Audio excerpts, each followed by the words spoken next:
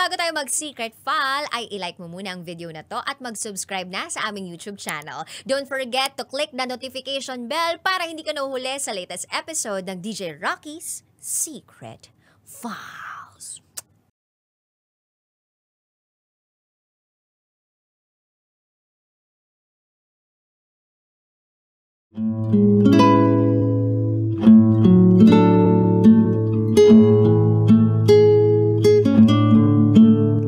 And now, it's time for DJ Rocky's Secret Files.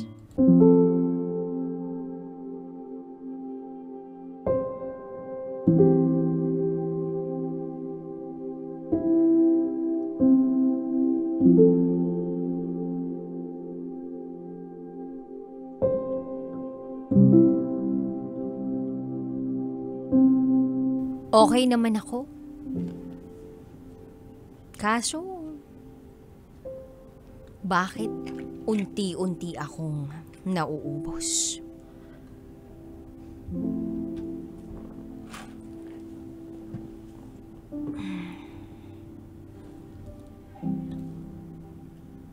Hi, DJ Rocky.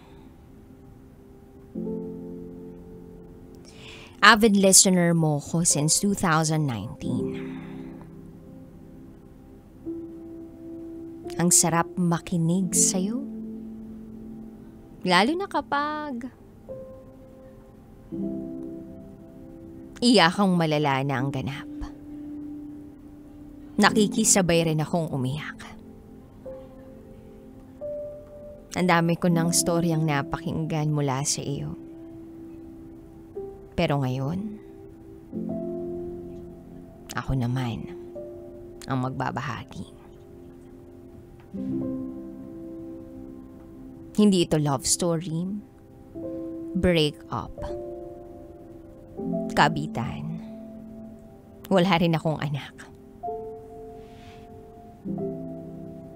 Tungkol ito sa buhay ko. Itago mo ako sa pangalang Lena. At ito,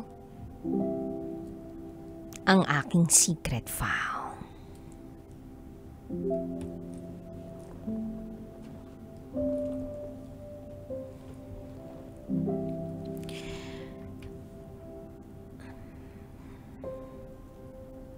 Back in 2015, graduate ako ng college. Sarap sa pakiramdam na graduate na. Academic scholar pa. Yes. Sa isip ko, makakatulong na rin ako sa mga magulang ko. June 2015, nag-start ako magtrabaho sa isang fast food chain. Habang nagtatrabaho, ay nag-submit ako ng mga requirement para mag-test at maranasan din na makapasok sa isang government office. Sa kasamaang palad, DJ Rocky, hindi ako nakapasa sa exam. Year 2016, new environment naman ang work kasi na-endo na ako sa previous work.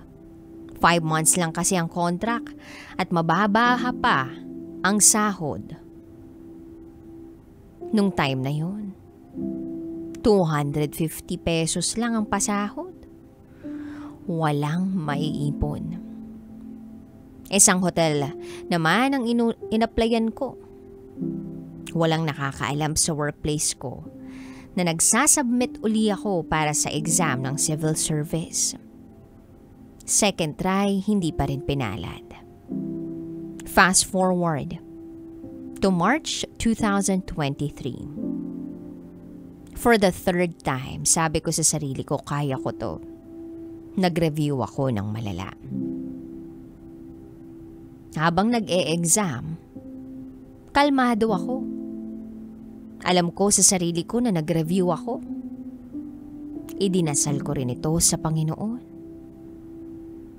June 9. Nag-day off ako. Dahil yung araw na yun, lalabas ang resulta ng exam sa civil service. Nag-search tab na ako para mas madali. Chinek ko lahat ng kaapelyido ko kaso ang sakit. Wala ni isa sa listahan ng pangalan ko. Naiyak ako ng sobra.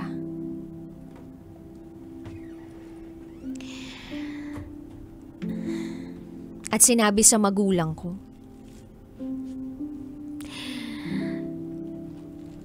hindi na naman ako pumasa.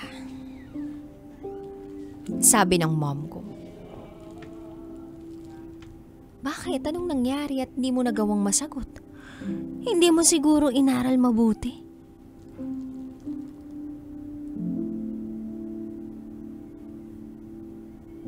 Nung sinabi sa akin yun ng mom ko, nasaktan ako. Hindi ko mailabas-pasok yung katagang yun sa tenga ko. Mas nag-stuck yung katagang yun sa isip ko. Ang laki-laki kong failure. Third time na yun. Yung bang gusto kong iangat ang buhay ko kaso failure talaga eh. Dahil doon, sinubukan kong magpursige pa-abroad. Hindi rin yun alam ng magulang ko. After 2 months, na makapag-apply ako at makapag-submit ng dokumento, nagpasya na akong sabihin din sa kanila. Hinintay ko yung visa lodgement ko. Pero sa kasamaang palad, na-deny ang visa ko. Iyak malala. Pati sarili ko sinasaktan ko na. Sabi nila, subukan ko raw uli mag-apply. Parang sunod-sunurang aso ako that time. Nagtawag ako sa iba't ibang agency at nag-re-apply. Nung naka-re-apply ako ng application for April 2024 na sana yung alis ko. Kaso na-defer yung application ko dahil itinaas na nila ang level sa mga schools. Sa madaling salita, mas humigpit ang requirements at pagproseso. Nagulat ako sa sinabi ng agency na kailangan na raw ng test bago mag-visa lodge. Naiyak na naman akong mag-isa. Minessage ko yung isang kaibigan kong babae na siya lang ang nakakaalam sa pinagdaraanan ko at sabi ko sa kanya, pwede ka pa ngayon. Kailangan ko lang ng kausap. Sabi niya, kasama ko manager ko, nagiinuman din kami. Kung gusto mo, punta ka na lang dito kung okay lang sa'yo. Di na ako nagdalawang isip. Naligo ako't pumunta sa kanila, nakipag-inom. 10:00 na. Tsaka lang ako nakauwi. Walang nakaramdam ng presensya ko sa tahanang inuwian ko. Fast forward to April 2024. Sumugal uli ako. 2 linggo sa center review or sa review center at 2 linggo na self-review. Araw ng exam, kalmado uli ako. Nagdasal, gumawa ng pampaswerte, nagsuot ng pampaswerte. Then May 12, na-receive ko na ang resulta ng exam. Katatapos lang namin kumain, hindi ko pa na-check. Umakyat muna ako. Dumiretso sa kwarto ko para tingnan ang resulta. At nang makita ko ang resulta, bagsak na naman. That time,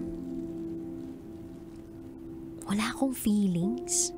Hindi man lang tumulo ang mga luha mula sa mga mata ko. Pero ang bigat sa pakiramdam. Martes, pumunta ako sa agency na blanco ang isip. Nagtanong ako at nagulat ang ahensya kung bakit daw. Sabi ko naman, update ko na lang kayo sa desisyon po namin. Pag uwi ko, sinabi ko na sa magulang ko. Sinabi kong kinausap ko na yung agency para sa withdrawal ng application. Then sinabi ng mom ko, bakit di mo man lang ma-perfect? Nung college ako, lahat ng test ko, high score ako.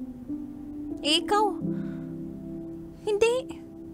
Nag-review ka pa naman. Lahat ng sinabi niya sa akin, hindi lumabas sa isip ko. Hagulgul kong sinabi ang mga katagang. Sorry kung failure ako. Sorry kung sobrang failure ako. Hindi ko man lang kayo mabigyan ng maayos na buhay. Pero salamat pa rin po sa lahat. Eh kung hindi talaga naitadhana para sa akin, wag na sigurong ipilit. Masasaktan lang din ako. At baka masasaktan ko rin kayo sa huli.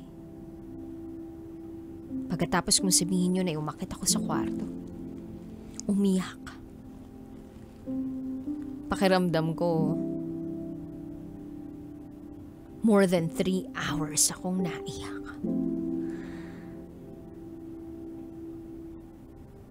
Ang sakit eh. Gusto ko mapag-isa na lang.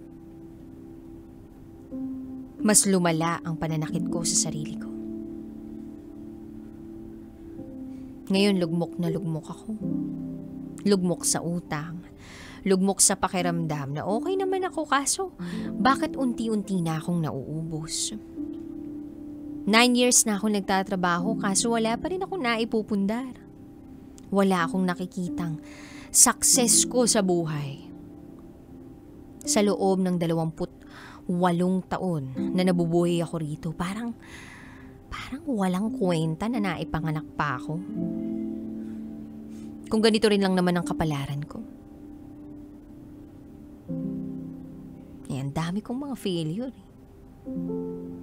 Pasensya na sa mga listeners na nakikinig ha.